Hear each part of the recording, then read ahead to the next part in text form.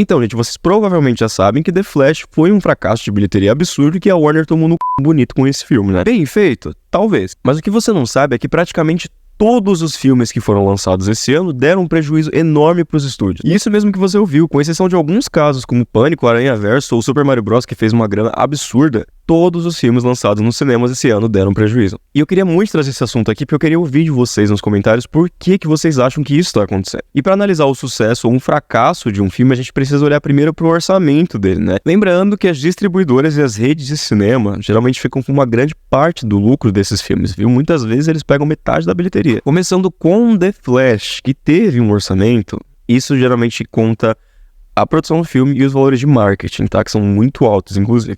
The Flash teve um orçamento avaliado ali no final de 330 milhões de dólares. Para esse filme só se pagar, ele precisaria fazer em torno de 550 a 600 milhões de dólares. The Flash atualmente está com 210 na bilheteria, né? Então é assim, um prejuízo que, meu Deus do céu, não consigo nem imaginar, coitado do bolso dos executivos desse estúdio. Depois a gente vai para Velozes 10, né? Que foi um sucesso enorme, as pessoas acharam que o filme estava fazendo muito dinheiro. Mas o orçamento de Velozes 10, gente, com tudo, né, incluso, tá em torno de uns 420 milhões de dólares. O filme precisaria fazer em torno de uns 600 milhões de dólares para poder se pagar. E o filme fez 210 milhões.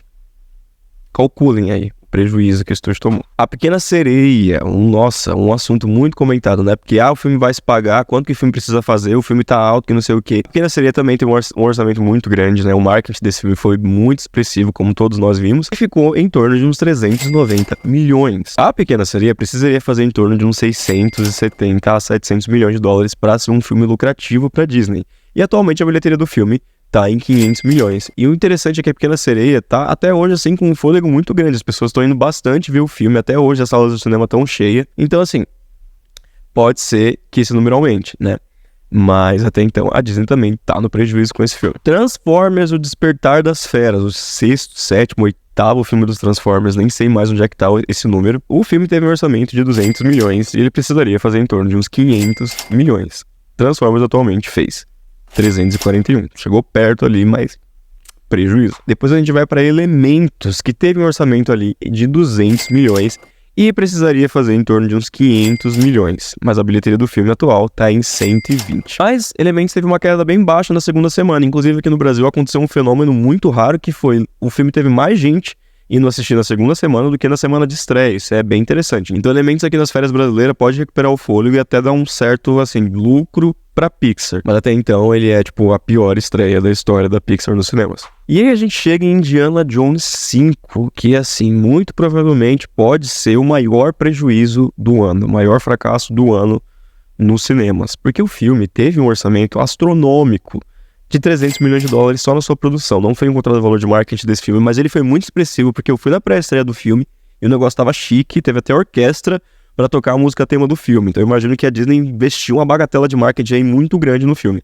Números arredondados contando que o marketing desse filme realmente custou o tanto que ele parece ter custado. Esse filme, gente, pra se pagar, ele vai precisar fazer em torno de uns 800... Eu fico até sem fôlego. O filme vai precisar de em torno de 800 milhões de dólares para se pagar, para ficar assim, ó, na risca. E a bilheteria na semana de estreia dele foi de 130 milhões. Lembrando que, assim, é sempre a semana de estreia que o filme dá o pico, e aí nas semanas seguintes ele vai caindo, e geralmente a queda é muito brusca. Então, pra esse filme chegar nos 800 milhões, gente, nossa, ele vai ter que penar muito.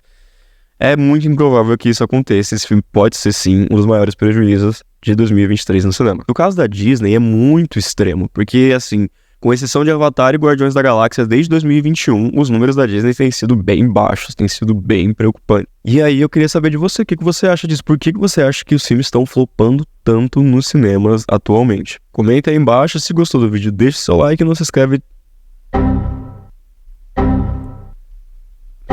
Se gostou do vídeo, não esquece de deixar o seu like e também se inscrever no canal. Um beijo e até o próximo vídeo.